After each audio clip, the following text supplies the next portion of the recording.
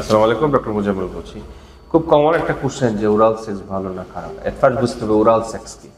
আসলে এটা ফ্যাক্টর করে আমাদের যে যোনিপথ, এটার বাইরে যদি আমরা বেশ করে মুখে আমাদের নিয়ে যদি আমাদের সেক্সুয়াল অর্গাজম হয়, সেই ক্ষেত্রে যে প্রসিডিউরে আমরা আগাই, সেটাতে আমরা যদি স্যাটিসফাইড হই তখন এটাকে ওরাল সেক্স বলি, মুখের মাধ্যমে যে সেক্সটা করি। এটা ভালো খারাপ আসলে কোশ্চেনটা আমি বলবো না। ফ্যাক্টরটা হলো গ্র্যাটিফিকেশন। এটা এক একজনের এক একটা ভাল লাগে, এক একজনের এক এক স্টাইল ভাল লাগবে, এক একজনের এক এক ভাবে সেক্সুয়াল পজিশনটা চেঞ্জ করে ভালো লাগে। ওরাল সেক্সে অনেকে ফ্যাসিনেশন থাকে। এটা খারাপ আমি বলবো না, কারণ এটা পেশেন্ট টু পেশেন্ট ভেরি করে।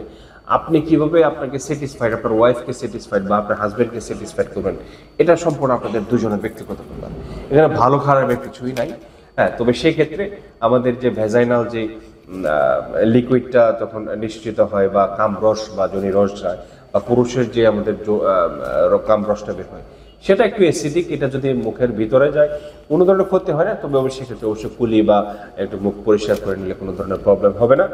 তবে এটাতে মেজর কোনো প্রবলেম বা মেজর কোনো ক্ষতি এমন কিছুই নাই।